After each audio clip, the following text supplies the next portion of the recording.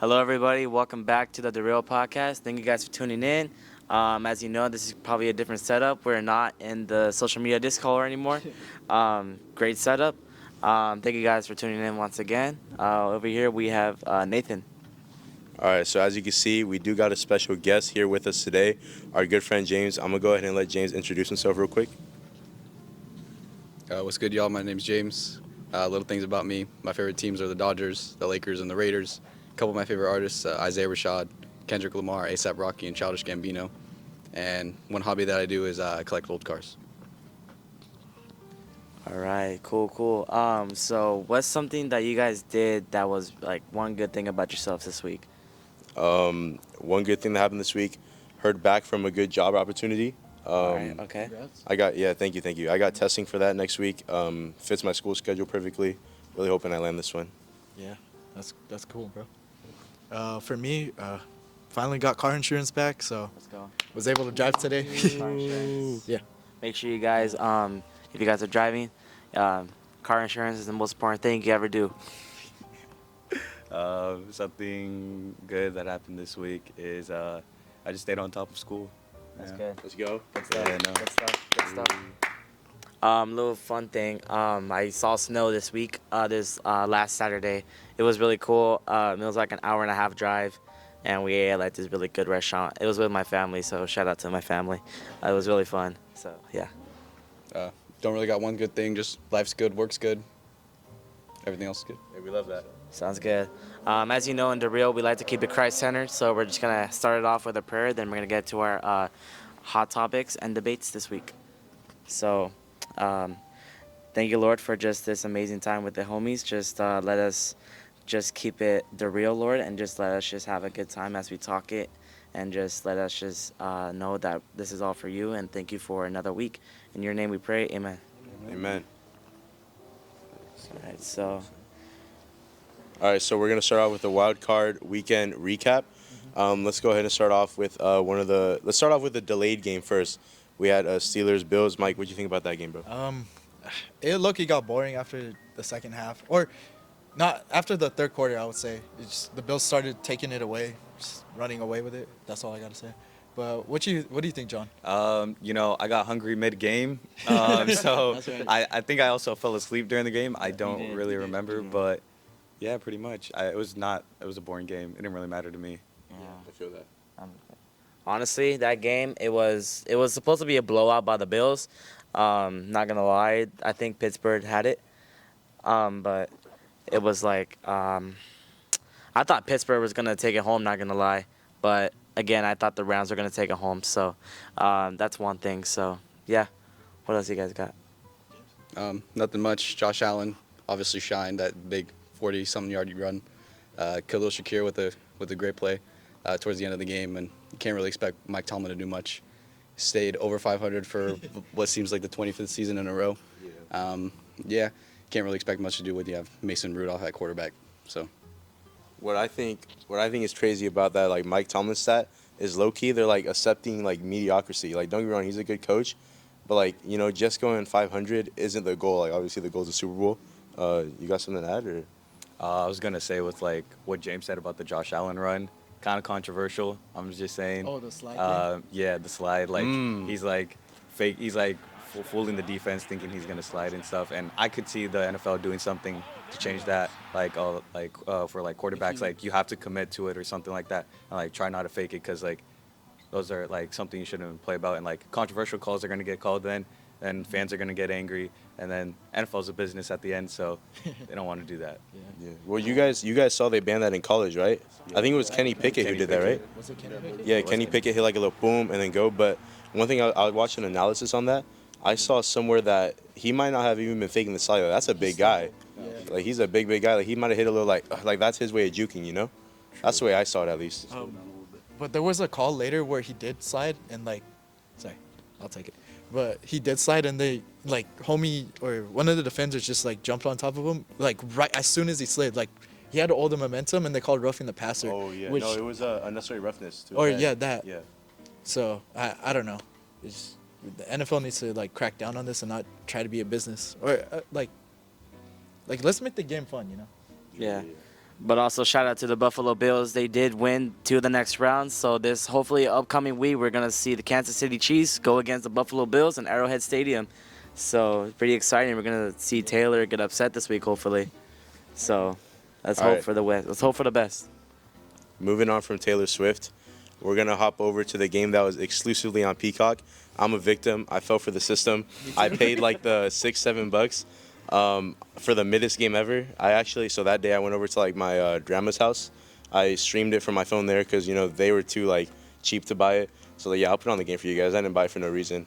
I'm not going to lie. I started playing Brawl Stars like halfway through the third quarter, maybe earlier. Not much to say on that game. Obviously, it was like the fourth coldest game in NFL history. Did I see that somewhere? Yeah. The wind chill degrees of like negative 30. Yeah. And then one thing. That was crazy. Yeah. Wasn't someone's beard frozen? Yes. Andy Reid. Yeah, he had Andy like Reid's ice mustache on was his beard. just. Yeah. One thing I did want to add though is something I thought was funny that I was seeing online. All of us know this. Like the Dolphins, like they don't play good against like good teams.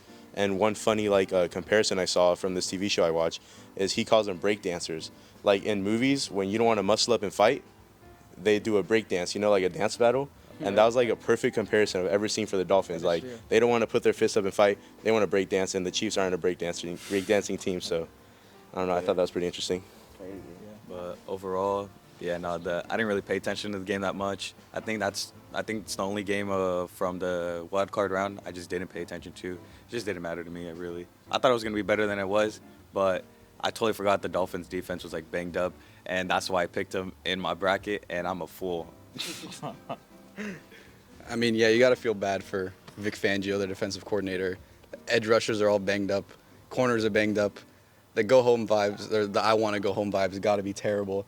If you win that game against the Bills, you're playing Pittsburgh in Miami, but you lose that game and you end up playing in Kansas City where it's minus 30 degrees. And as you said too, when they play good teams, they just fold. They can't run up the middle. I would say this may be controversial. They're probably one of the most one-dimensional teams in the playoffs this year. I feel that. Like Tua, there's no downfield action at all. They seriously got to question the future with Tua. He's going to be demanding money. Everybody else from the 2020 draft class got their money.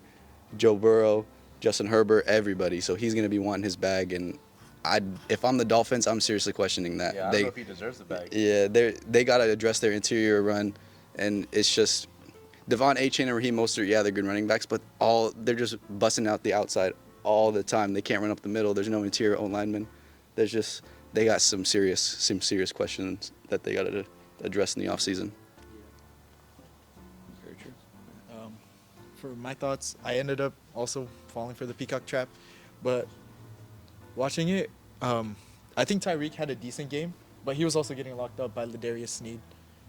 I think that's his name, first name. I don't know, but I don't know if you guys seen that one clip where like he pushes Tyreek to the ground, and like Tyreek just falls. He was getting manhandled Yeah. all game. Speaking But- of that too, you want to keep going? Yeah. Okay, go ahead. The Dolphins, my Raiders, we should have beaten them, bro. They are not good, bro. Bro, the Raiders ain't nothing, bro. Bro, Yo, chill. Like, we got two Raiders fans. bro, fight me then, bro. Bro, I ain't no Raiders fan. But speaking of that game too, there was a lot of social media posts about like people buying waters and legit them freezing when they pull it out of the freezer, like the refrigerator. This happened to like almost every man. Like every man wants to have a drink when like they like watch a football game, which is stupid because you're already going in like negative weather.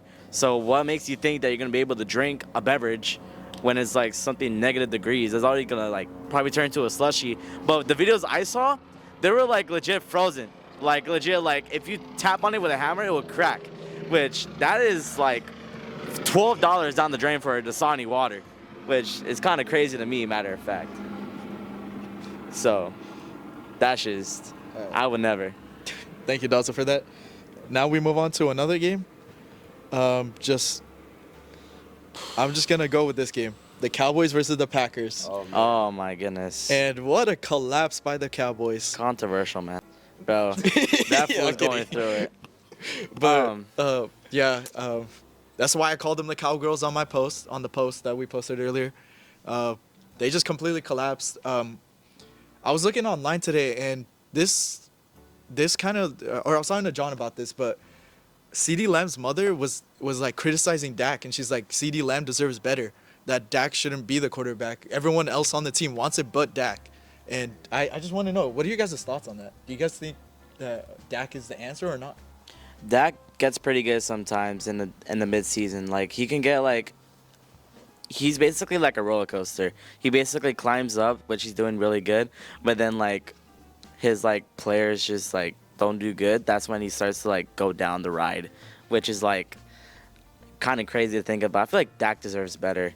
It's kind of like Damian Lillard. I like in the Bucks, though. well, yeah, but like Damian Lillard, I feel like I can compare them to with Dak Prescott. Yeah, you can't say Dak deserves better at all. The Cowboys deserve better. I'll tell you what, Dak is the answer for the Cowboys if your goal is to do good in the regular season.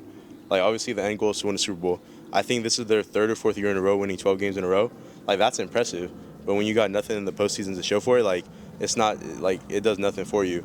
I already didn't like the fact that they kept McCarthy. I know, like, he's, like, decent, but if he can't get the job done in the playoffs, I don't see the point. Yeah. Genuinely, I know I'm not, like, their management. It's probably not the best decision. I'd want Dak and McCarthy both out of there if I was a fan. But that might just be me. Can I add something real quick? Yeah, true. So I was also looking at another stat. McCarthy is like 12-5 in the past 3 seasons. Wow. Couldn't even get past the divisional, which it's kind of like a Mike Tomlin stat, you know? It's just like they have a good season, but they collapse in the playoffs. So, like, what's the point? That's just every year, though. Yeah. That's yeah, like- That's what I mean. Oh yeah. Them freaking Cowboys, man. I mean, a lot of you guys are, I mean, not a lot of you guys, all of you guys are putting this on Dak and the offense, but I think this is just a complete collapse from Dan Quinn and their defense. He's getting head coaching interviews, like, probably as we speak, and he might have just lost a head coaching job because of that game. That was a complete collapse from a unit that was seen as above average, if even great, in the regular season, and they just collapsed. Albeit Jordan Love has been playing perfect these past 10 weeks.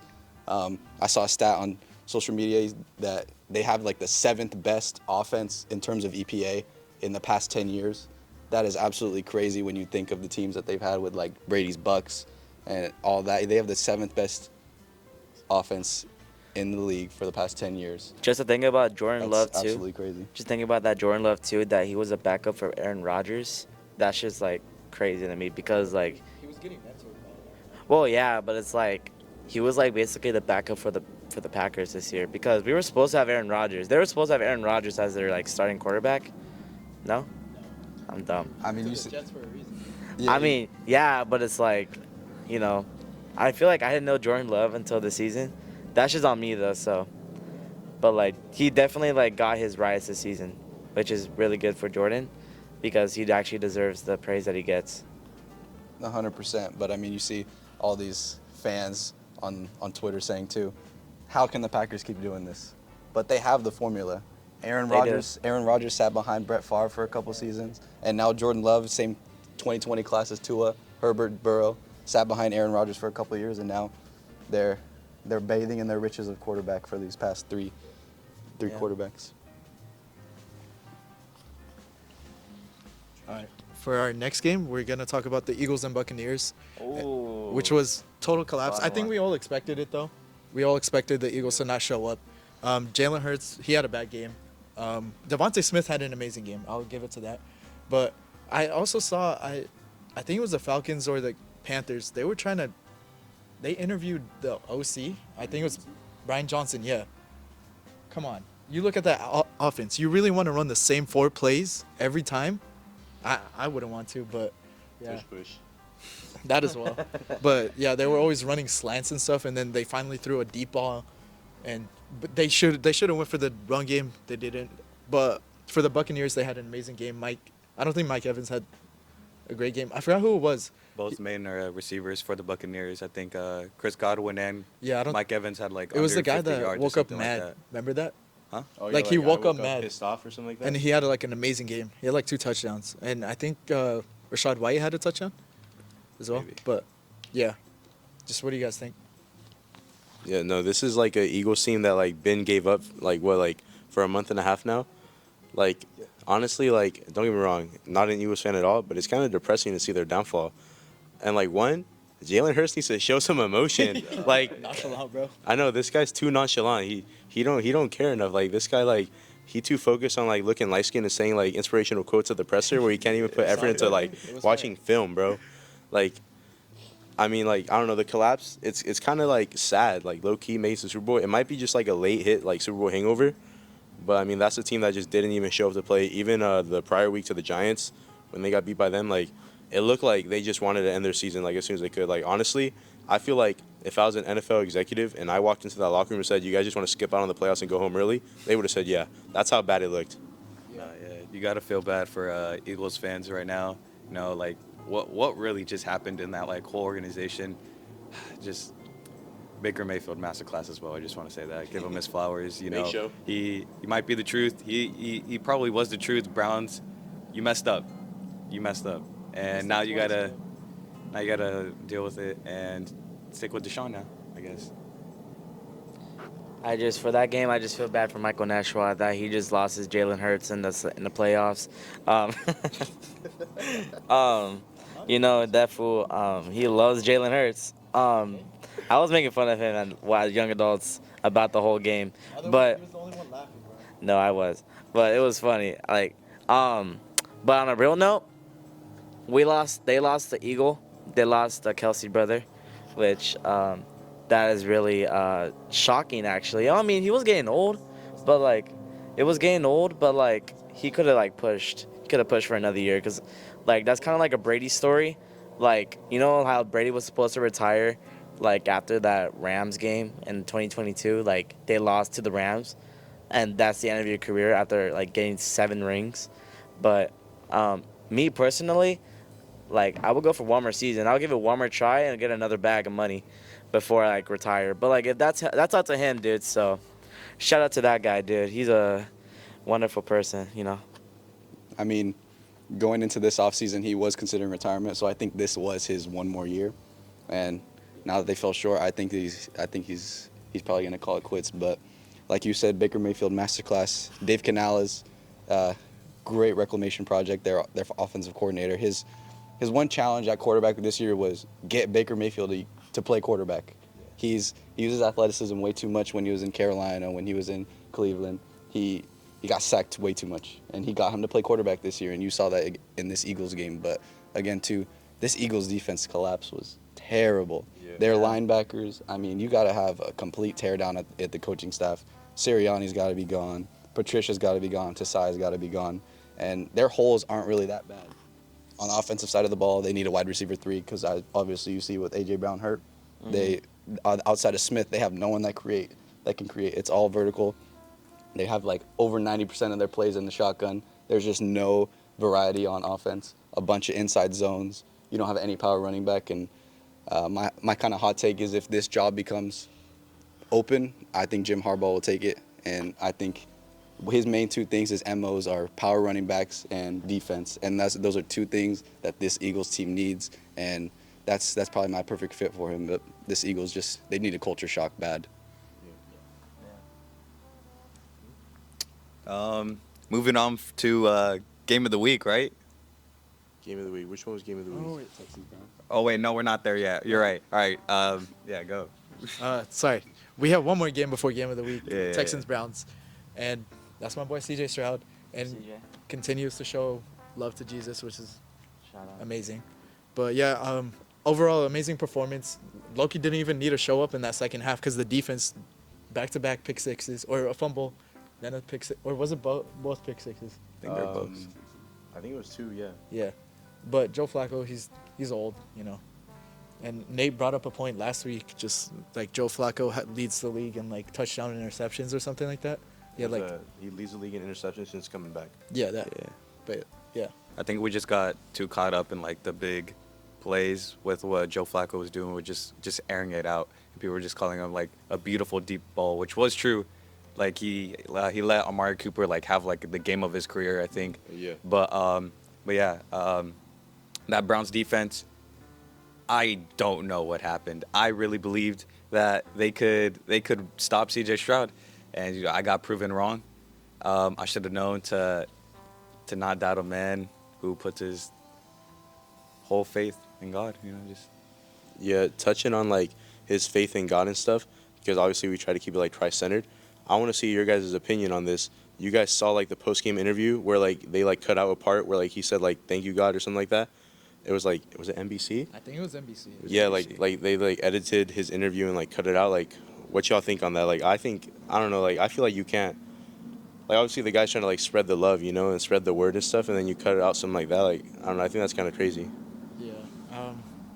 I agree. It is crazy to cut it out, but that's what you can expect from media and stuff. But like a bunch of the people on Twitter were like saying that's wrong, which is pretty cool, even though they didn't believe in Christ and stuff. But yeah, that's my take. Yeah, for me, dude, like, this is nothing new, honestly. Like, they've been doing this for a long time, and it's, like, upsetting.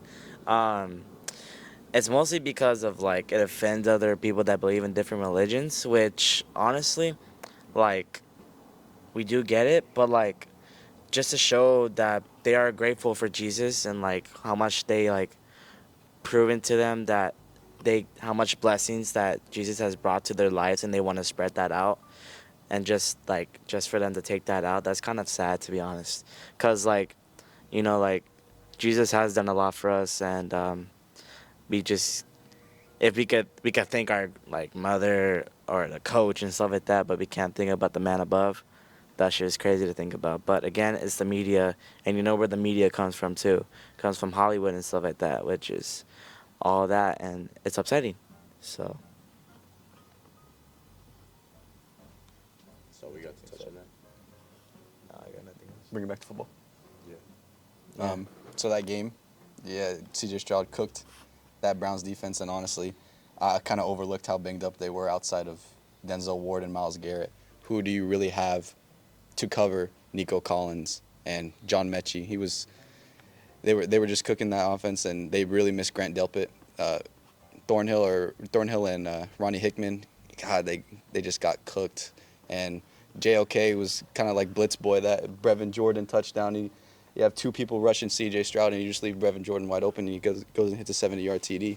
And honestly, that could have been a shootout. That Browns offense looked pretty much unstoppable those first two drives, but outside of the 10 minutes into the second quarter, they just got outcoached. And, I mean, just overlooked all those things when you picked those Browns to win, including me. I mean, they had the regular season, they had the best defense in the league, but you can't overlook those things when you get to the playoffs, and they just really showed against CJ Stroud and those Texans. I'm going to be honest with you. I had no idea who CJ Stroud was before the Colts game, which is, like, kind of like, I'm not really, like, up against football like they are, to be honest. I like football, but, like, not really up there. But, like, when I saw CJ Stroud, like, with the Colts game, I was like, this guy has potential. But then when I saw this Browns and Texans game, I'm not doing that same mistake last podcast. I was about to do it. Texicans. No. Texicans. I sorry to anybody I offended. No, it's just funny. But yeah, dude, that kid has some potential, dude. It's crazy that he could probably make it to Super Bowl, dude, if he keeps that energy. Like, we could probably, like, keep it up. Yeah. Crazy. Like that? Okay. Yeah, but, I hope that he makes it far, dude, because he has potential. He really has good potential. Well, shout out to Sal. Currently not here, but Texans. No, bro. Like, what? Sal, bro, he don't know nothing. But, like, it would have been funny if, like, the Browns actually won based on his favorite color. But that would have been funny. that would have been hilarious. But again, CJ Stroud proved them wrong. So, what a beast. Yeah. Moving on to the final wildcard game, This one which hurts. we personally think is the best game. Rams versus Lions. Yeah. And let me get my thoughts out first. Okay. I get you're a Rams fan and everything, but hold up. I think the Rams played hard. Matthew Stafford definitely looked like the better quarterback, but I think Jahmyr Gibbs was the better running back. The defenses, they played kind of trash at first, I would say, and then during the second half, they started to pick it up, and it was more of a shootout, field goal. Puka Nacua had a great game. But yeah, there was definitely a controversial call, which we'll talk about later, but go ahead, Daza. Yeah, dude. I'm not gonna lie. I was working Starbucks, but then I saw I pulled up Peacock, so I was watching the game with these guys. But yeah, dude, they had a great game. For them to go against each other, like Stafford and Golf, dude, like that's just like one of the craziest games. We could probably never see that game again if we could, especially for a wild card, which is it was pretty exciting. So yeah, but like Golf, dude, he's still pretty good too. You say golf? Yeah, I'm over here like. Golf. Don't make an edit of me, please. Uh, That's an edit right there. no. But yeah, dude, Stafford, dude, he showed off too. Stafford, Stafford, that he pops off whenever his offense is good. He definitely needs more support with like the offense though, like with the offense lineup. He's like, okay, whatever it's called. But also Puka Nacua, if he doesn't get Rookie of the Year, that's just gonna be a robbery, because Puka literally like made like numbers this year, especially Rookie of the like most yards, It most was receptions. most receptions and yards, I think, for a Dude, rookie. like And he deserves it, and he's a Pro Bowler. He's a Pro Bowler for the first time ever, and he's a rookie. So, dude, I think he deserves Rookie of the Year, like not offensive Rookie of the Year, like legit Rookie of the Year, which, There's offensive rookie of the year. There's no such thing as regular rookie of the year. well, I don't know. I saw some stuff about that. Uh, I follow okay. Barstool. No, yeah, I think both teams played great. I think both quarterbacks. I used to gotta give his props to Jared Goff. I don't think Matthew Stafford just outclassed him. I think Jared Goff did an amazing job. Did what he was given, and the running game was just better for the Lions. I will say that, and yeah, pretty much. Yeah, I mean, yeah, you guys touched up on all of them. Great game on both sides of the ball, but Raheem Morris, he fielded a great defensive unit all year. As outside of the Packers, I think they have one of the youngest teams in the NFL. And in the offseason, there were some serious questions, and he did his best, and he fielded a competent unit. But in that game, I mean, Michael Hoyt dropping into coverage on 4th and goal against Sam Laporta, constantly dropping into coverage. He's a defensive end. He's 300 pounds. You can't be sending him into coverage against guys like Sam Laporta, Amon-Ra St. Brown, Jahmyr Gibbs. You can't be doing that. And on the defensive side of the ball, I'm not saying Sean McVay got outcoached or anything, but I think Raheem Morris got outcoached by Ben Johnson. And Ben Johnson's gonna earn himself a head coaching job this year, no matter where it is. He's gonna be a hot ticket this offseason to get, and he showed why this game. He absolutely cooked that Rams defense, and yeah, they just played a great game. Yeah, and then I don't got much to add like stats-wise to the game, but one thing I did want to get your guys' thoughts on was there was that clip circulating on like Twitter and Instagram and stuff where their tight end Higbee, he got tackled. That's the same play where we later found out he tore his ACL and MCL, but there was that mic'd up clip where Stafford went up to the guy who tackled him. He was like, "Hey, that's a good hit, but you're dirty," with some explicit words. He's saying he's a dirty player and stuff. Do you guys think that was like intentionally dirty, or think he just went low? Like, what do you think happened there? Celebration by Kirby Joseph either. Hey, that's a good hit. That's a good hit. You dirty as don't you know it? You dirty as. No, yeah, he said like there's film on it. Matthew Stafford said there's like film on it and stuff. It's been on tape. I've seen it. Hey, it's been on tape. And then I went to go like research more on it, and there's multiple hits of him hitting down low, just like flipping players, it is like it's kind of disgusting to see. I'm not gonna lie, because I personally feel it in my knees, but yeah. I forgot what I was gonna say. Yeah, dude, Stafford don't mess around when it comes to his teammates. He's always there in the backup, which is why people love Stafford a lot, just because he actually shows love to his teammates. But yeah, dude, like. I think he deserved the booing when he entered. No, dude. Okay, bro. Like they can't his even wife do and his that, dude. kids. Cause like, didn't they like bring like the line? Didn't he bring like the Lions like back to like the NFL area? Like, you know what I'm talking about? Like Like- popularity? Yeah, I guess you could say so. Yeah. yeah, dude. It Like, definitely kept them afloat. If they didn't have him. oh yeah, for sure. I don't know why they were booing him. They traded him away. Well, like, is that true? Did they do that? Yeah, they did that. So like, I don't know why they're booing him, but like, It's whatever, dude. He has his money now. He has a ring too, something that golf doesn't have. So, yeah, dude. So then now we're gonna get into the see how you guys did in our stories. You want to take it away, Michael or James? No, I just want to say one more thing about them booing Stafford. I mean, Okay. you can't do that. Everything he's done for the city. He brought them to the playoffs a couple times, albeit he didn't win a game. But, I mean, that's a Detroit team that has been terrible.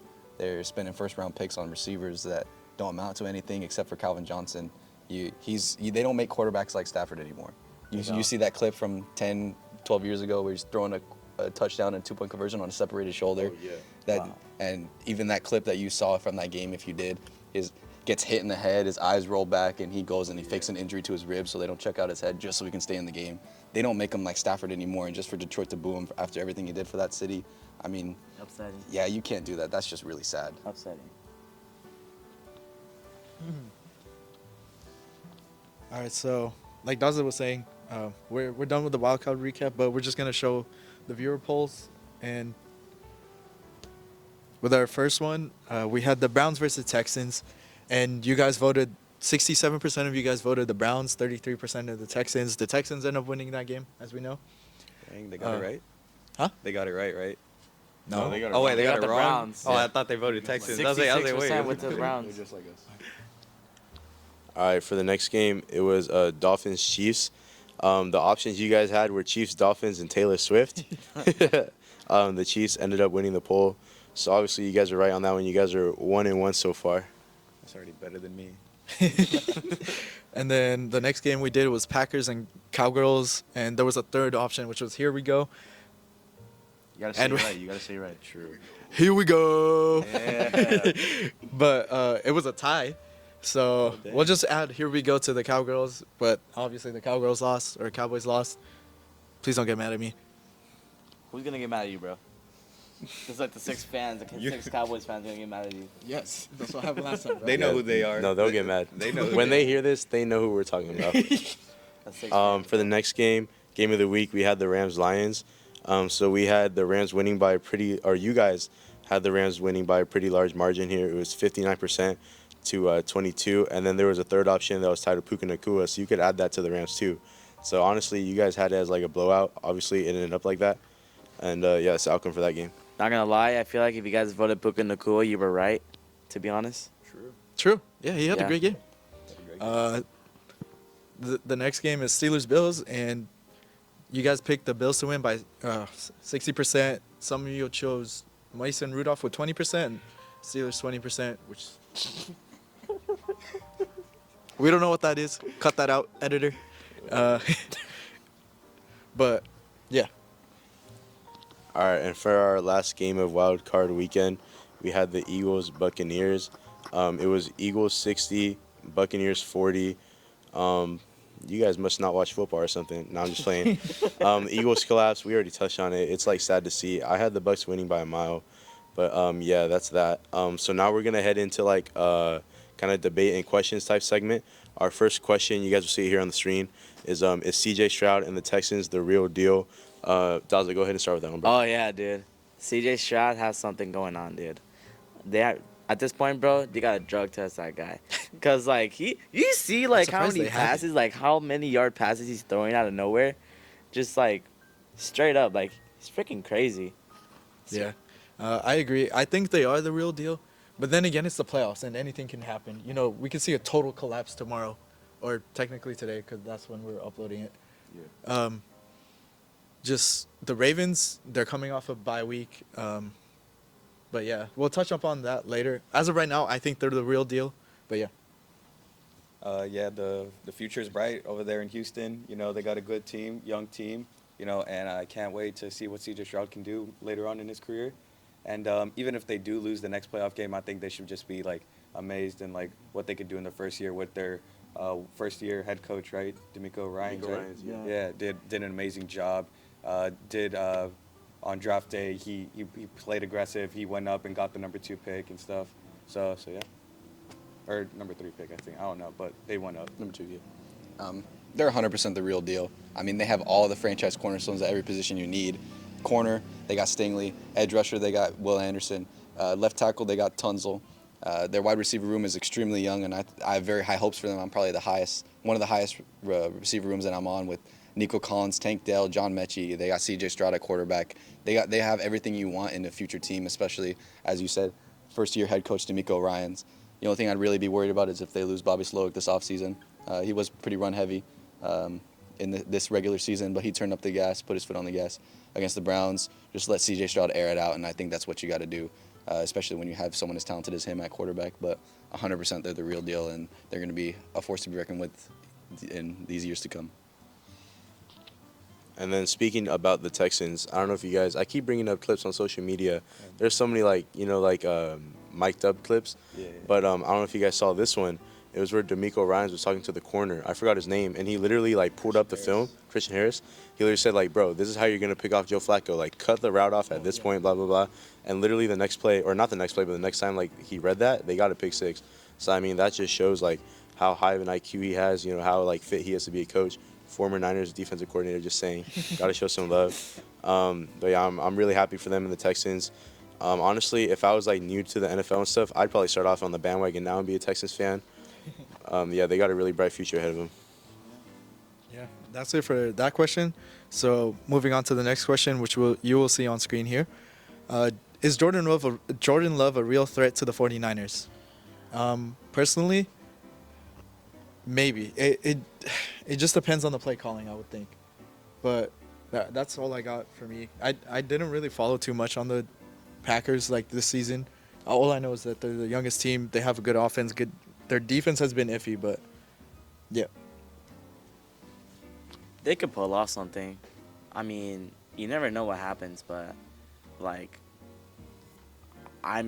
have no comment right now. I can't say anything about Jordan Love because he is a pretty good quarterback and his team. So,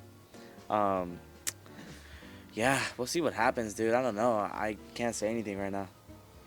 One thing I've been seeing circulating a lot on social media is if the Packers can get to Brock Purdy, and everyone's saying that as if you don't have Christian McCaffrey who's gonna run it down your throat.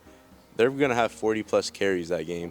How many yards? I don't know, but what's up? You gotta go outside, little bro. What are you talking about? We are outside. We're recording in my backyard. We're talking about outside. social media, bro. What's wrong? What's wrong with that? I don't know. He's just always on social media. But yeah, it's the Niners, absolutely loaded team. Wanted to see how the Packers defense will put up against that, against their offense. And is Jordan Love the real deal?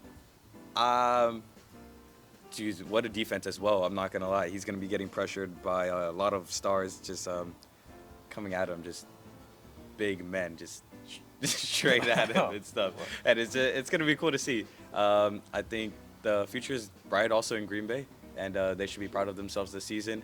See what they can do heading into next season. And my fantasy stocks will be high on Jordan Love. Shout out to Tom Grassi, though. That's his team, bro. I mean, for me, Jordan Love is 100% a real threat to the 49ers. If you can do what you did against the Cowboys, win the toss, say you want the ball, go down, drive the field, score, you make Brock Purdy throw the ball. The Packers have one of the worst run defenses in the league. Joe Barry, they decided to keep him after this offseason, which I thought was questionable, and he showed it. Their defense has just been abysmal. You have guys like Brian Flores and Vic Fangio who are out there you could have got, and you decided to stick with Joe Barry. But in terms of Jordan Love, he is 100% a real threat, and so is that wide receiver room as well, one of the youngest in the league. In this offseason, you're out there questioning whether they need to spend a first-round pick on a receiver, but now they got Christian Watson balling out, Jaden Reed balling out, Romeo Doubs balling out, and now you're really saying, do we have the best, youngest wide receiver room in the league with Jordan Love at quarterback? And you're saying they could pressure him, they could get to him, but he's one of the best quarterbacks throwing off his back foot.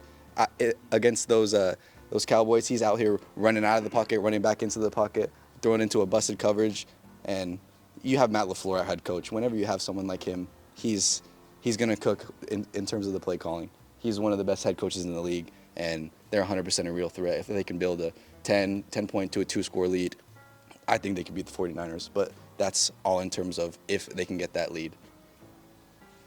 That's a good analysis. On to the next question, which we'll see again here.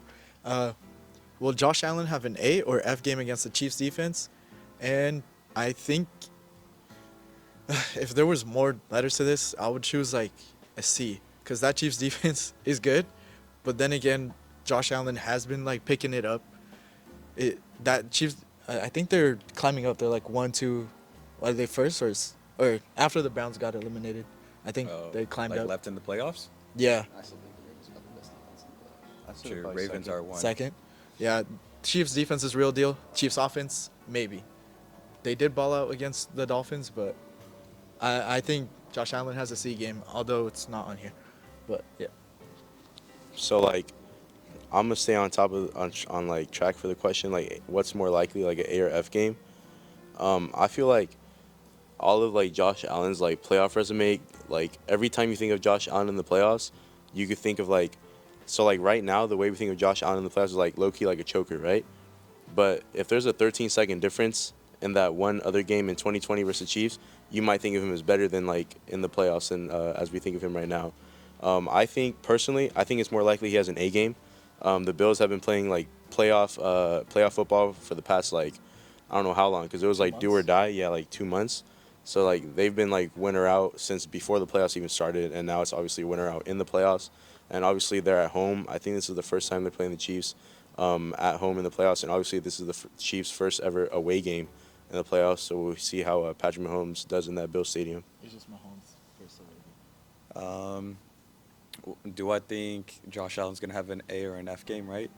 I think he's more likely to have a good game. Yes, so probably an A game, right? But there's still going to be some mistakes thrown. There's definitely going to be like at least one pick thrown by him. It's Josh Allen, right? Like we can't forget about that. But I will say that all the games between the Chiefs and Bills, they have been really close. And even the one this season that got they lost by 3, or the Bills won by 3, but like it got close because of a penalty call, controversial, I guess, whatever you want to say. But it's a part of the game. Deal with it. But yeah, I think Josh Allen's gonna have a good game. He's gonna have a good game. Yeah, personally, me too, bro. Like, I think Josh Allen could have a pretty good game if, like, he stays on top of it. Josh Allen's a good quarterback whenever you think about it, but, like, especially with, like, a brand, like, a State Farm spokesman, Patrick Mahomes, you know what I mean? Like, he's probably going to have – people are going to have probably the Chiefs to win it all. But you think Josh Allen could become the spokesman for Progressive? I don't know, maybe. Lowe already got that job, man. Yeah, dude, but I think Josh Allen's gonna have like a good A game, or probably like a B game. That's just me though. That's just like my hot topic. So. Yeah, I agree too. He's gonna have an A game. You look at those receivers that they have, those tight ends: Dawson Knox, Dalton Kincaid, Stephon Diggs, Khalil Shakir is coming off a good game. I mean, this Chiefs defense is great. They could lock him up in the red zone, but you still have that Josh Allen factor. He can just go at you and bulldoze you into the end zone. He's one of the best rushing quarterbacks in the league, and yeah, he kind of ramps it up towards the playoffs, and you see that in almost every year. In that, as you mentioned, that game he lost by 13 seconds, he had 9 touchdowns in 2 games. I mean, he's one of the best playoff quarterbacks, even though he doesn't have the wins to show for it. I think he's just going to show up, and I think they're going to pull out with that win against the Chiefs. Is that all we got to add for this game? We good? I think so. All right, so now we're going to go ahead and touch on what we mentioned earlier, the Rams versus Lions no call, obviously on Puka Nacua. Obviously, like, if that's called, you could say the Rams get away with it. Obviously, we saw the Lions get away with it. I just want to know your guys' opinion on it, and obviously we can dive deeper into, like, officiating. If you guys want to touch on, like, other calls that happened this season, you know, like, there's been a lot of bad stuff going on this season. But, yeah, we can go ahead and get started on that. Yeah, the officiating this season has been I think there's been just more penalties called in general. I know definitely the like offsides penalties been like called a lot more this season, but like when it comes down to like the final 2 minutes or like on like a game breaking, like this could like make the game. I think you just let the football players play, and I think just let them have fun and stuff. But on the no calls that might have cost the Rams might have cost the Rams the game. I low-key forgot the calls. What were the calls again? There was a no call. It was Oh, when the Puka, the PI, right? PI. Oh yeah. Oh no, that was definitely PI. I'm not gonna lie. I was upset. You know, not a Rams fan, by the way, but like you got to feel bad for Puka them. fan. Like, yeah, you got to feel bad for them. They definitely. I don't want to say they deserve to win the game, but they had a chance to win, and it just sucks to see like your season all go down to that one play and just like Yeah. we lost because of a no call and stuff. Yeah. So yeah. Yeah, Puka basically just got smashed there. Like, they came in from both sides and just like I don't. When I looked at it, it didn't even look like they were going for the ball. So like there's no way that wasn't PI. And I think there was an earlier one in the game that didn't have a big factor, but it could have. You know, that play could have resulted in a touchdown or at least a field goal. But yeah, those are my thoughts. For me, I wasn't really watching the game because Peacock started to load on me. But after hearing about this, dude, that's kind of upsetting, dude. Puka, the ref should have called it. I know this is one. You just hearing about it? I just heard about it. Literally, I saw the score and I was cleaning the toilet at Target. Yeah, he was. Yeah. But I remember this like one guy on my Instagram. He was like all mad. He was like posting Instagram stories about like calling the refs stupid and stuff like that. They should hire new refs. And like I was like, was it really that bad? Like, cause like I don't know what happened. Like you guys have to describe it to me. You said like two guys came up at the same time and basically smashed Puka, and they didn't call what it. What we'll do is like we'll edit it into the podcast, so they'll see like a little clip of it. Oh, okay. Yeah, let me see it. Puka went up for the ball, right? Oh. Yeah, they should have called that. Dude, that is. As a Rams fan, didn't even know what happened. I was working. do you not see the clips after? No, dude. I was scrubbing the toilets at Target. day after they pop up, no? No, like I don't know. They didn't pop up for me. I guess people care about the Chiefs more. But yeah, I only got Chiefs at Arrowhead Stadium, stupid stuff like that. But yeah, that's crazy. They should have called that definitely. Like, I'm just saying, like, now I'm mad. No, yeah, it really does suck. I mean, yeah, you guys said it, and obviously just seeing the clip again refreshed in my mind. That's 100% a no call. But if you're a Rams fan, you have no room to argue that. You make the Super Bowl on a no call against the Saints, where a dude gets absolutely decked and no PI gets bro. called. All right. And then Okay. this gets overlooked a lot too. They win a Super Bowl against the Bengals with that Logan Wilson holding call against Cooper Kupp. I mean, you have no room to complain. Obviously, that is a no call. Yeah, obviously that's a no call, and the ref should have called it. But there's no room to complain about that. You've been gifted a Super Bowl appearance and a Super Bowl win. One thing I guess you could say is like maybe the Lions got the other end of the stick because like obviously they had the bad no call going against them versus the Cowboys earlier in the season, where the guy checked in with the ref, and they're like, nah, you didn't check in, even though there's like literal footage of him checking in. So I guess maybe the refs felt a little bad. They're like, we'll let him have this one. You know, it's a playoff game, but we'll let him have this one. I think NMM paid the refs like $1,000 for this game, dude. I don't think 1,000's enough. I think like 10,000 or something, bro. Ninja too, bro. Ninja, bro. Every celebrity, bro. Big Sean too, bro. All right, we're gonna go ahead and move on real quick. We're just gonna praise the Lions real quick, winning the first playoff game in over 30 years. I mean, hey, hats off to the Lions. The Dolphins now hold that record for longest playoff win drought. Yeah. Wow. Do we know how long that is? 2000. Yeah. The year 2000? Mhm. Damn. And then, Before I was born. you know what's next up, bro? You know who's the next? Who's next? The Raiders. Wait, what's theirs? 2002. It's when we went to the Super Bowl against Tampa Bay. Oh, Lord. That's the last time you guys won a playoff game? Yeah. Damn. It's been a long time. Yeah. It's good to not have a team, you know, because I don't gotta feel that. I feel proud of my Rams. He now. just said he was a Falcons fan today. I'm not a Falcons fan, bro. They're getting Belichick. They are getting Belichick. Got a second. Dejan Robinson, bro. But moving on, we're gonna talk about the divisional games. So first divisional game, which by the time this is up, will be in like an hour and a half. Saturday, January 20th, 1:30 PST, Pacific Standard Time. Texans at Ravens, and from what I know, no Mark Andrews. He plans to come back in the AFC Championship if the Ravens do win. But I personally have This is hard. This is genuinely hard. I know the Ravens have just like amazing firepower with Zay Flowers, even Isaiah Likely, who's a second string tight end. But Isaiah Likely has stepped it up. The Ravens defense is amazing. But Lamar Jackson, he wants to win, and he tweeted that out many times today. But yeah, I think the Ravens take this. I think the Texans will fight hard, but yeah. James? Yeah, the Ravens are the 1 seed. They're all signs point to them winning this game, but I just learned that Mark Andrews, I thought he was going to be activated, but he's not. And they're losing Marlon Humphrey. He's not going to play, and I think that may be a big factor. Yeah. With all those things, I honestly think the Texans take it.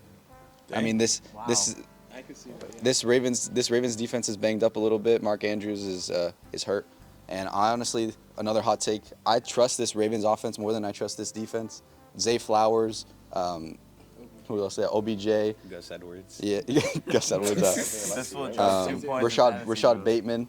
I mean, you have, and of course you have Lamar Jackson, but I mean this defense. Kyle Hamilton, obviously, I thought he should have been the number 1 pick. He was the best prospect out of that draft, but you don't get much positional value from a safety. But you don't have really any game record type guys, especially with Marlon Humphrey out. You have Jadeveon Clowney, you have Patrick Queen, you have Roquan Smith, but I mean, CJ Stroud. I think with Marlon Humphrey out, he's just gonna pick on Brandon Stevens.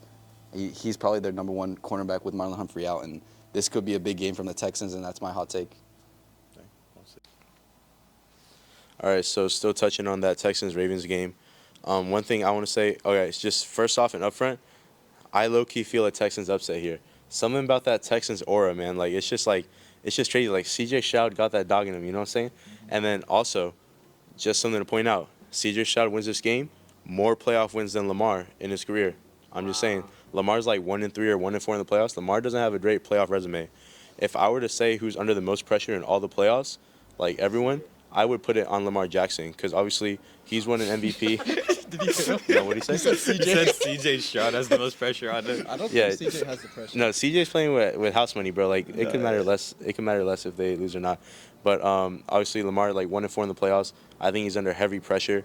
If he loses this, a rookie in his first season under a rookie head coach with a bunch of rookie receivers and weapons, he's gonna have more wins than him already. I'm feeling the Texans upset. Obviously, we got our Instagram polls going live. We'll see how you guys feel about it and cover it in the next podcast. Yeah, just really quickly, I want to touch up. Yeah, I do see Lamar having the most like pressure against him.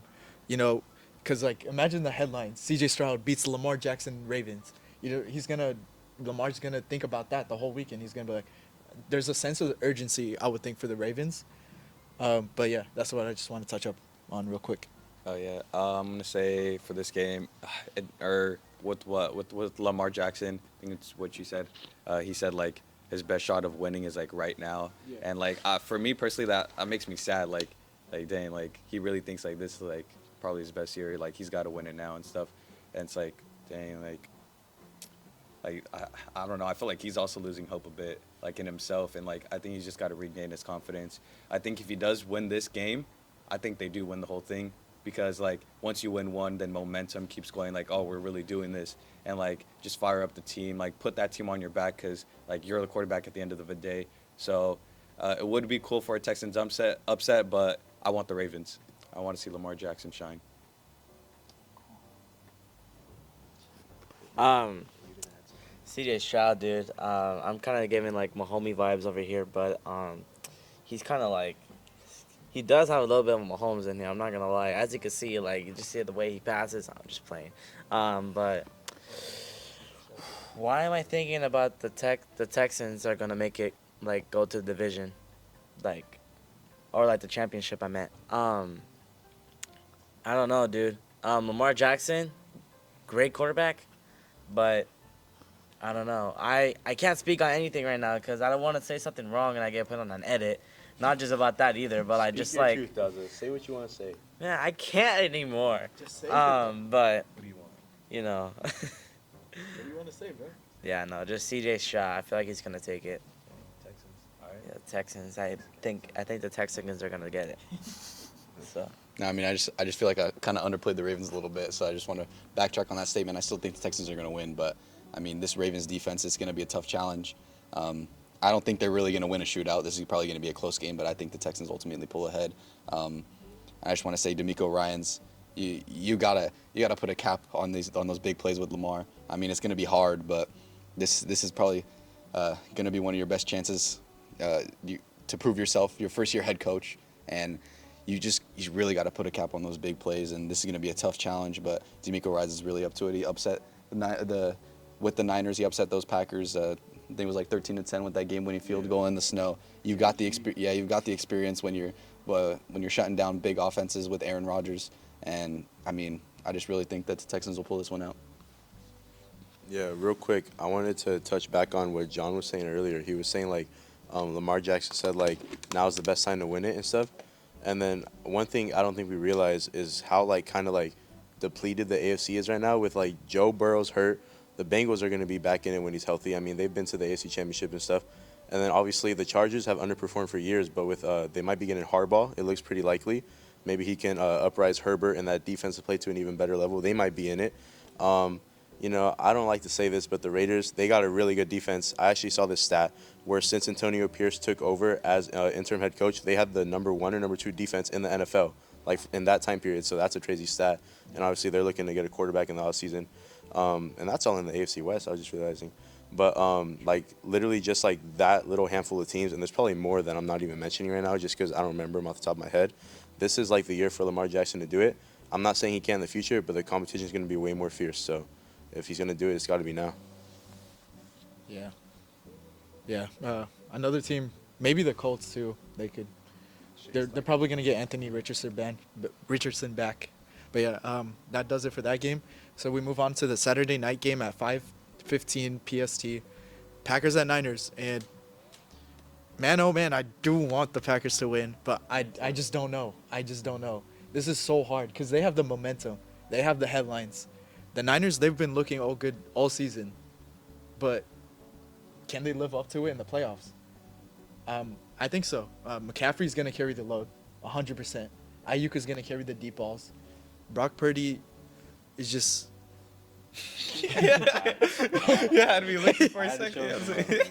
Shout out to our camera guy right now. He's a Niners fan. Wait, were you shouting out the camber guy? Yeah, why Oh, not? sorry. Alright. Bro, he's Putting all his work hard Shout out out for us. our boy JJ for coming with the trim and the mics. He's Yeah, a Niners fan. Every time we say something positive about the Niners, he over there shaking his head like in a good way. Like Yeah, give him a follow.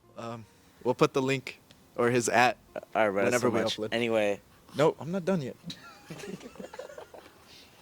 Anyways, I'll take the overhand also because I picked them in my bracket. I'll take the Niners, but if the Packers win, I'll be happy. So this is a win-win situation for me. why am I feeling that the Packers are gonna take it?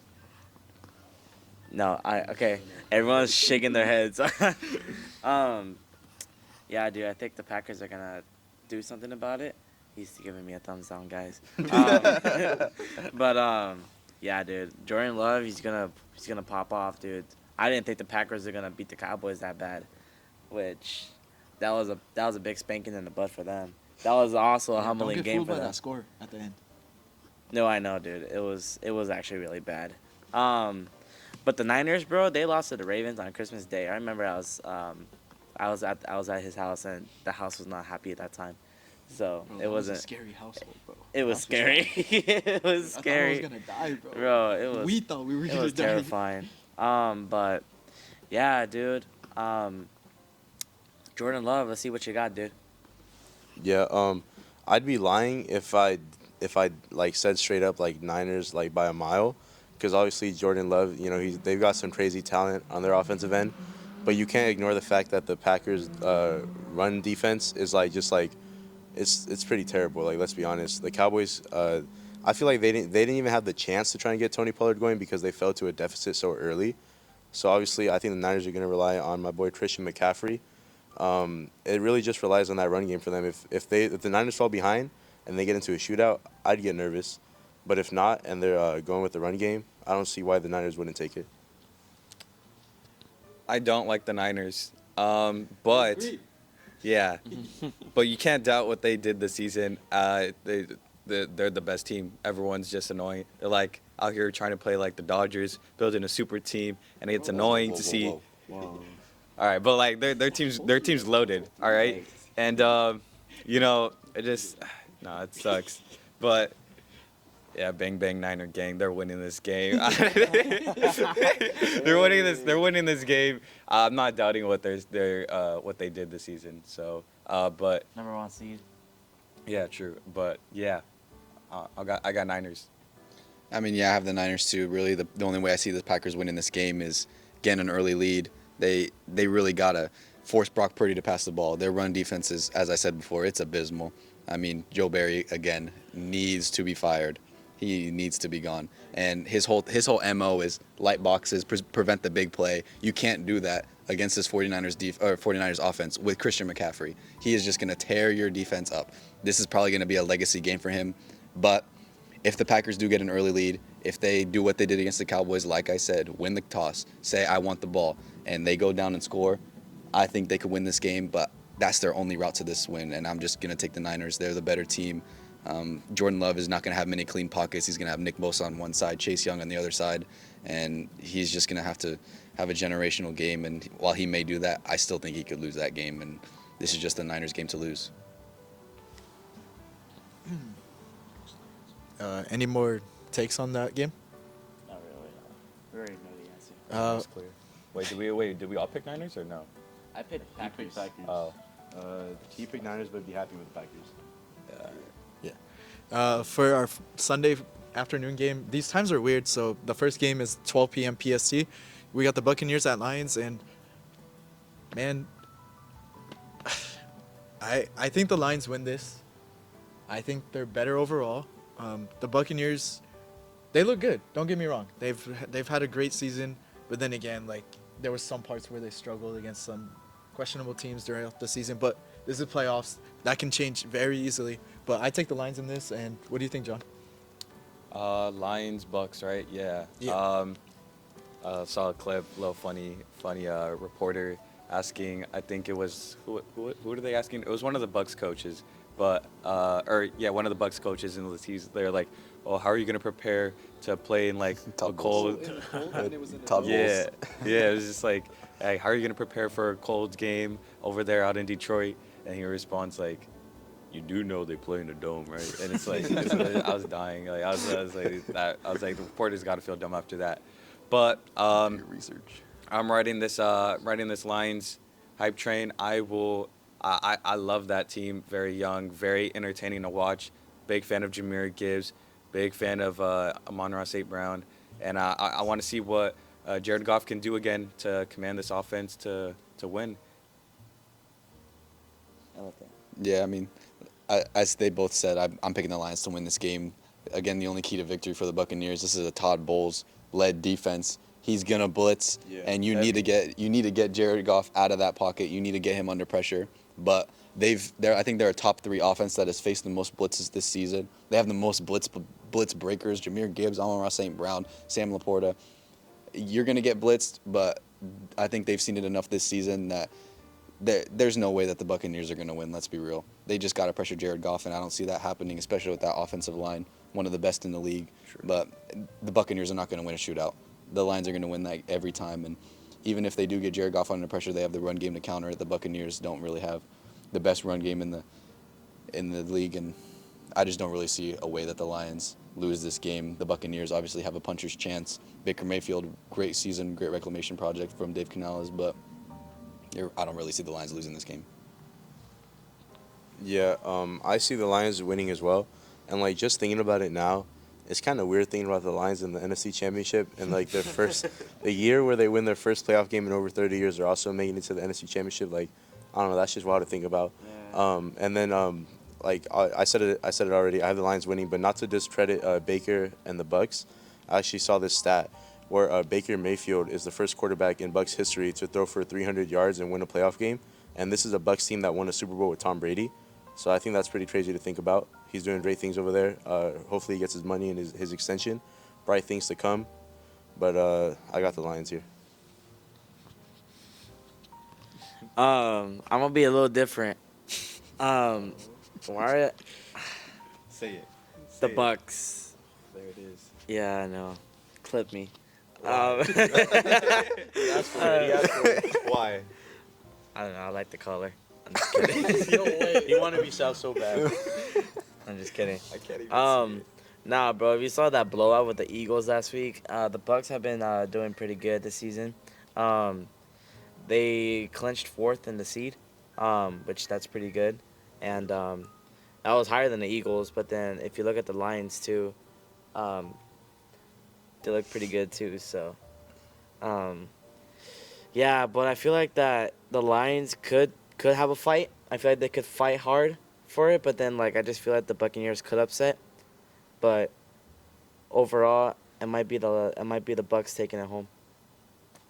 I mean, yeah, I do worry about this Lions secondary. They're one of the best teams against the run, but I mean, Buccaneers don't really have that great of a run offense, and they got Baker Mayfield, they got Chris Godwin, they got Mike Evans. They might get cooked. Their secondary might get torched, but I mean, that's the only really thing I'm worried about. I don't really think they're going to get Goff under pressure, but as long as their secondary holds up at least a little bit, I think the Lions will win this game. That does it for that game. And the next game, which is not a Sunday night game for whatever reason, or it is on the East Coast, but at 3:30 Pacific Standard Time, we got the Chiefs at the Bills. Oh, that makes sense. 6:30 in New York. Anyways, I want the Bills. I want the Bills. I get it now. Sorry. I'm getting clipped, aren't I? Anyways, 3:30. I want the Bills. 100% want the Bills. Don't like the Chiefs. Do not like Mahomes. I like what Kelsey's doing over there on new heights, but again, I don't like the Chiefs. I see the Bills just having a good game. They have momentum, of course. But yeah. Speaking of the Chiefs, what's your guys' favorite Taylor Swift song? I'm just kidding. I'm just playing. Yeah, we're going to ignore that and keep talking about the game. So I want the Bills to win. I have them in my bracket, and one of them I have them making it to the Super Bowl too. But just touching on Patrick Mahomes and the Chiefs, obviously he's already up there with like some of the greatest quarterbacks of all time. Yeah. I don't think we could argue against him being top 5 all time already with what he's done. And I think like if he pulls this off, this is probably like the worst offense he's had. His second year off of Tyreek, something like that. Receivers who can't even catch a ball. Even Kelsey last week was dropping a bunch. Wait, real quick. Yeah. You know what I saw was crazy? Apparently, Kadarius Toney is questionable for this game.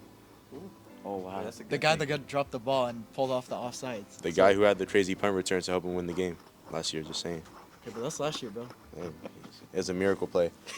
But I think if Patrick Mahomes manages to pull it off and have a great game with this offense that is probably one of the worst offenses he's had to date, I think you might have to put him up there at the number 1 spot, especially if he makes it to the Super Bowl. Like, obviously the Bills' defense is really banged up, so you might discredit it a little. But if he pulls this off, he's up there for sure. Just one thing I had to add. The Chiefs. I know a lot of people don't like the Chiefs, but like, I think they could like win this game, just cause like they do play pretty good. But again, you guys did mention about them dropping the ball a lot, and Mahomes isn't feeling Mahomes lately. So, the Bills could win it, which I'm kind of like at a 50-50 right now between the Chiefs and the Bills because the Bills do play good. They do have potential. Josh Allen, great quarterback. He could throw far, and just his wide receivers are also pretty good too. So I'm just saying like it's a tough question. I'm not gonna lie. But for me, the NFL is probably gonna go with the script. So probably the Chiefs. I mean, I'll take the Bills. I mean, as I said before, I trust this Bills offense more in the red zone than I do the Chiefs. Their receivers tracking of the balls at anything Mahomes passes to them outside of Rice and Kelsey, they're just bad. They're terrible. They need to address that in the offseason, and I think once they address their receivers and their tackles, they're going to be back up there as one of the best teams in the league. But as of right now, I can't trust them in the red zone. And Travis Kelsey, many people don't see this. He's one of the best tight ends in the league, but he's a liability blocking. He is a terrible blocker, and you need that in the red zone. And they're just not an offense I can trust. You don't have the Josh Allen factor, as I said before. You can design a run play with Josh Allen, and you can just have him run straight into the end zone. And I just trust their offense more. Yes, their defense is a little banged up, and I'm curious to see how they'll cover Kelsey. They'll probably have Poyer or Hyde shadowing him pretty much all game. But I just trust this Bills offense more than I do the Chiefs, and I think they pull this game out, especially in Buffalo. You know what? I might want to change my answer about what I just said. I think I'm gonna go for the Bills, because he's right. He is right. He did cook. Yeah, dude. When I was watching his Monday night game, you could see that like Josh Allen went for that 50-yard dash and he actually made it, which that's actually crazy. Not a lot of quarterbackers do that, and this guy has pretty good potential. So, I think I'm gonna have Josh Allen taking it to the finals, not to the finals, but to the. Stop laughing. But says Josh Allen has good potential. well, yeah, he has potential to make it. Like, Okay, that's wait, what'd you guys think I meant? Like he's a young quarterback. yeah, like you make it No. sound like I meant like potential to make it to like the next round. But like, yeah, I changed my answer to the Bills. The Chiefs are nothing now. What's it called? I don't know. Daza, they got me choked up. But like, wait, whoa. What? But like, Clip it. He's like talking about Josh Allen. He thought he was young, but like, speaking on young is like most of the quarterbacks in the playoffs right now. Like, sorry. But like, really? But like most of the quarterbacks, it's a bright future for the NFL. I think they're like 28 years old or younger. All the quarterbacks left.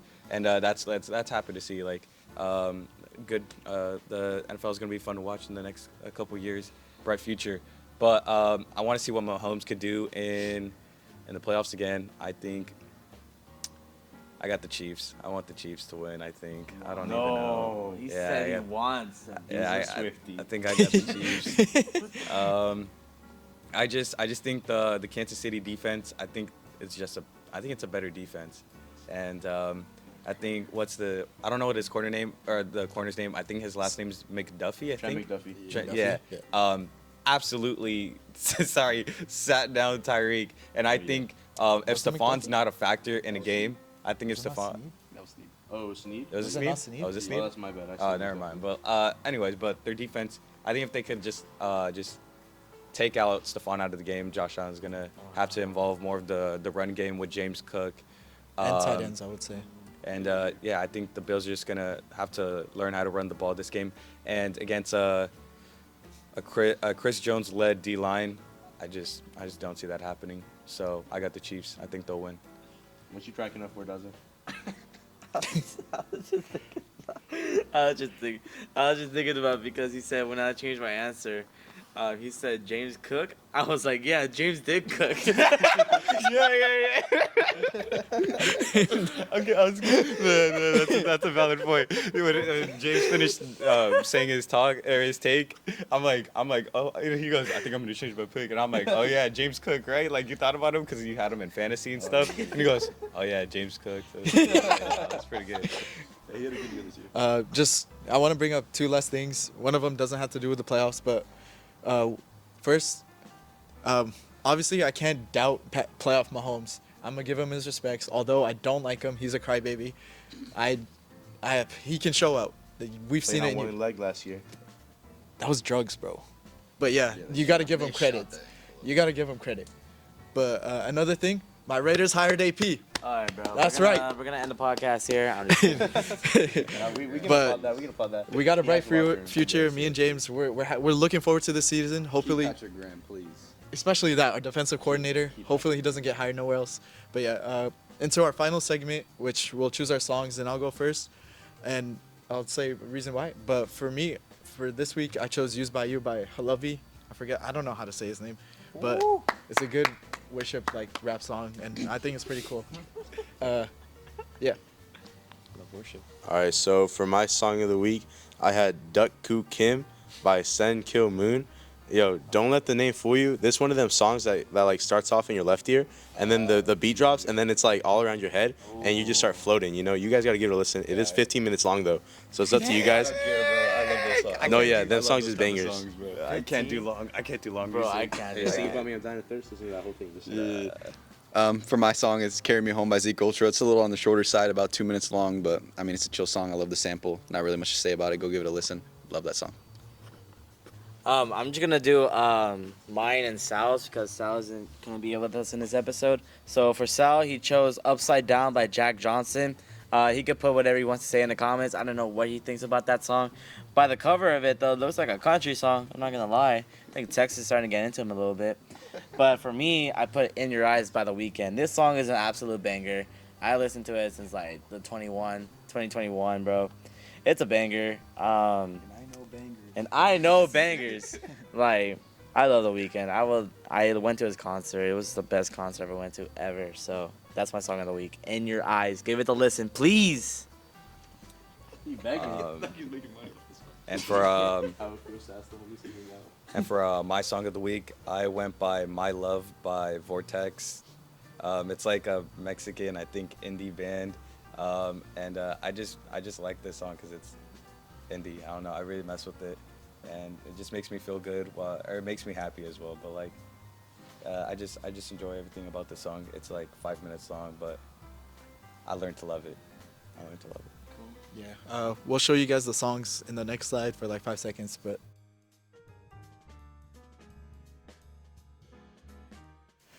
Also to add on to, you said Sal's song, right? Yeah, I already said it to him. His reason was it just reminded him of his childhood, and that's why he just wanted to put it for this week. Oh wait, yeah, it's like a Curious George-based song, I think. Yeah. Right. It It's looks the theme like song it. for the movie. I'm pretty sure. You've never heard Oh, that song. Bro. I don't know what it is. No, it's like that song that it? goes like. Have you ever watched the Curious George movie? No. No.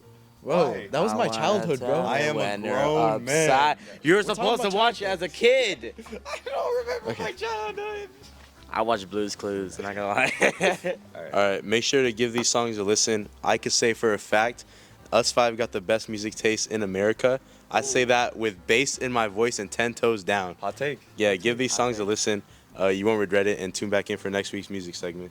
Yeah, but thank you for joining us, and we love everything you guys have done for us. Thank you for the support. Thank you for the follows. Thank you for the likes. Thank you for everything. Merch coming soon, guys. Stay tuned. I'm just. Hey, playing stop around. lying. We got no merch dropping And soon. we got no money. Daza, hit us with that outro. Oh wait, All wait, right. wait. Couple. I guess we want to a little shout outs. Shout out to Siobhan.co on Instagram. Yeah. You know, Mike's repping the merch to get a little 360. Hey, that's drip. Thank you. That's drip right there. Faith Wait, hit a over little fear. spinny spin. They just dropped, but stay tuned for the next drop. I don't know when it's gonna happen, but follow them on Insta. We'll put a link in the description down below, and then another shout out to the homie. Oh, the homie Johnny Blends. He's a big supporter of what we're doing, and give him his praise. Really good barber, by the way, located in Southern California. If you guys need a cut, pretty cheap, really skilled. I'll link his Instagram in the description. Thank you guys for tuning in. Daza, hit us with the outro, bro. Wait, one last shout out. One last shout out to my great friend, and also our cameraman for today. Hey, hop in the view, bro. JJ, Jared. right now, dude. Yeah, hop in. on it. It's like the LaMelo clip. Point the camera to the boy over there. I don't know if you want to, broke I his know you ankle want, or or like something like plug that. it. Yeah, I was gonna do it. Plugging a dang thing. All right. Niners and one. Packers stink. Joe Love trash. Yeah, I would JJ. take the Packers. I'm on my Niners. That's it. Yeah, let's go. All right, Daza. All right, Daza, Hit us with it. How's it go? I'm just playing. All right, guys. Stay humble. Stay safe. And stay real. Peace out, yo. Yeah, guys. Thank you for joining us.